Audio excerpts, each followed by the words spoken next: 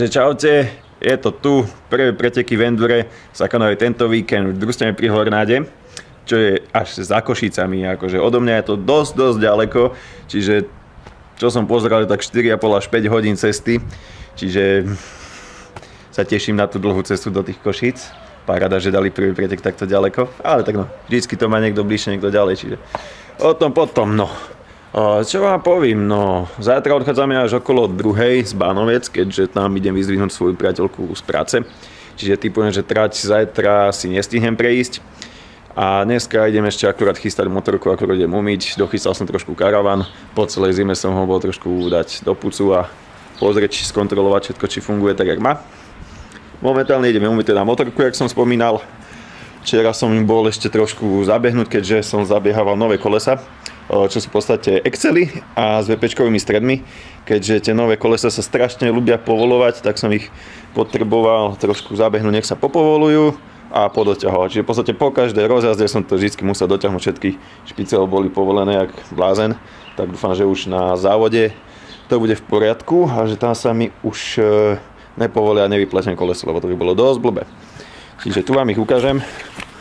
Toto je predné koleso, VPčkový stred, Excel Rafik, je to trošku špinavé, keďže sa prášilo včera, ale pekné čierne, s novými kotúčmi, plávajúce som tam tentokrát dal, skúšam to, že či to bude lepšie. A vzadu to isté v podstate, tiež Excel, VPčkový stred a toto je ZF-ková rozeta, plus ešte som sem dal, jak je to, Galfer kotúč, ale ten hrubší kotúč, čiže uvidíme, jak dlho tento kotúč vydrží. Mal by vydržať vace a mal by sa aj menej prehrievať.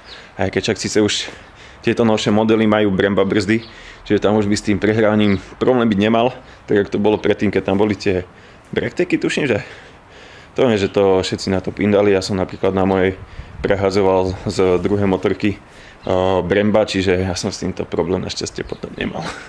No, ešte potom, jak umiem motorku, idem prehodiť si nové plasty, ktoré mám už tu nachystané, aj s polepmi od Platinum Mix Design, čiže veľká vďaka.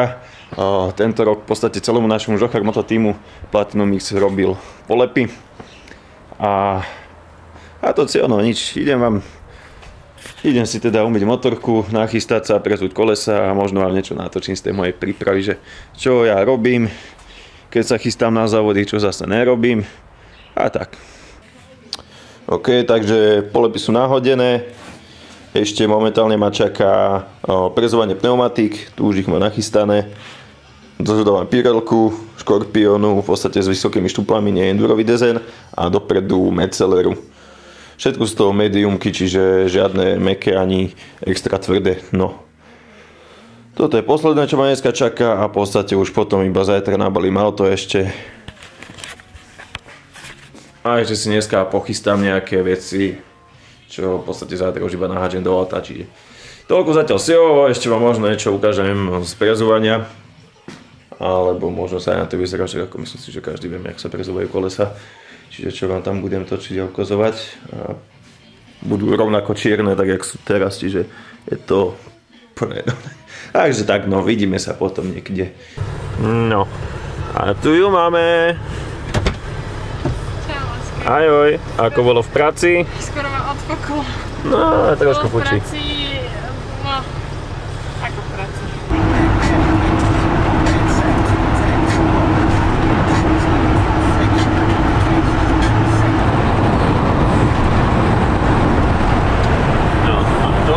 Bola trať široké.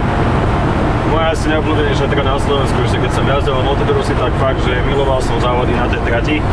Bohužiaľ, nejakých dôvodov po nejakej dobe to tam zrušili a už sa tam prestalo jazdevať, akože majstraky a slovenský pohár, čiže už fakt dlho som tam nebol, ale niekedy som tam rád zavítal.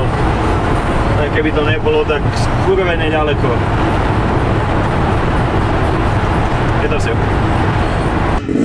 Vieš čo? Majú tam po pravej strane skôr takú drážku peknú vyjazdenú. Ja som to pozeral, že troška sa nechá vyniesť. Doľava. Tam je taký pupačík, že od neho len hopnú dole a do drážky. To si nevšimol. v rýchlosti celkom dosť prebehol. Normálne ostalo.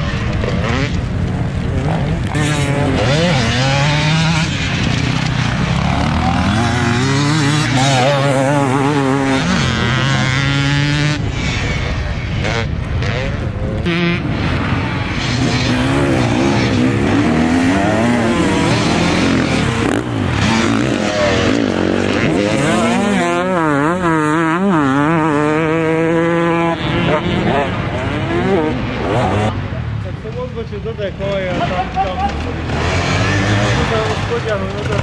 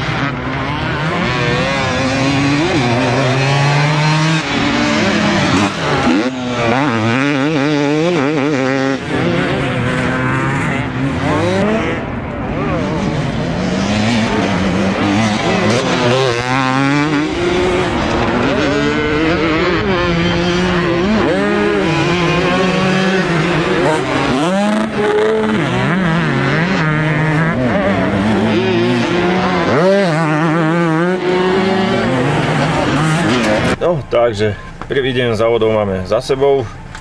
Žiaľ Bohu, od brezna sa u mňa nič nezmenilo, čiže v každom kole som nebol a to za kolo boli 2 testy a mne sa vždy podarilo obidvoch padnúť. Až na 4. kolo, vo 4. kole sa mi podarilo nepadnúť ani raz, čo som bol v nemom úžase. Ale za toto 5. kolo to vynahradilo celé to štvrté, že som nepadol, lebo som dal takú papulu na extrém testoch, že už posledné 6. kolo v podstate som ledva odskružil na tej motorke, nevedel som sa ani držať, nevedel som ani stáť, nevedel som nič. Koleno mám opuchnuté, keby mi tam narastlo druhé jablčko. Na chrbte mám otetovanú stupačku od motorky, keďže v podstate na tom extrém teste boli tam dve polená za sebou, ktoré som preskakoval predtým. Len mi nejako to proste v tom 5. kole nevyšlo. Trafil som protivku proste predným kolesom, to druhé poleno, brvno na tom extrém teste a katapult, salto dopredu, motorka na hlavu, na chrbát, stupačka v podstate na ladvinu mi hneď dala bombu. Mal som pocit, že mi prepichla ladvinu celú, ale tak chvala Bohu nie. No, uvidíme, jak sa to zajtra z tohto spamätám, pretože fakt som celý dobitý, neviem sa ani hýbať, ani nič v podstate, no takže toľko si ho neviem, ani koľko som dojazdil, fakt, že tie pady, ktoré som mal, ani neboli také dovtedy ťažké, ale skôr vždycky som sa vytrbal proste v bačurinách, proste v drážkach hlbokých, kde bola voda, kde sa išlo cez potok a vždycky som sa tam proste zapichol a zasekol. V jednom kole viem, že som minútu a pol stratil len na tom, čo som sa vyhrabával z tohto blata, čiže o nejaký dobrý výsledok sa asi nemusíme ani baviť o nejakom dobrom výsledku, nič. Dúfal som, že sa mi podarí aspoň umiestniť v top 10 v MMSR 2-3, ale neviem ani koľkatý som. Radšej to nechcem vedieť. Po dnešnom dni som rád vôbec, že žijem, že som to dojazdil, ale každopádne teraz super, akože až na to, že fakt, že ťažké enduro, dobré enduro. Tie potoky dali zabrať neskutočným spôsobom a išlo sa cez ne veľmi veľa, ale fajn. Tá motocrossová pasáž ma asi najviac bavila zo všetkého. Tam som dokázal ísť, aj keď proste hocičo, proste to ma baví, to mi ide. Ale ináč tie potoky, proste tie blata, to není pre mňa. Neviem to jazdiť, nemám to ani kde trénovať a neviem.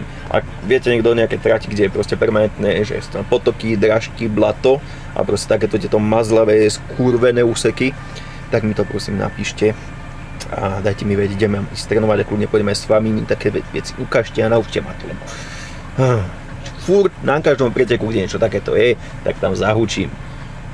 Nech robím, čo robím. Toľko asi si k tomu všetkému.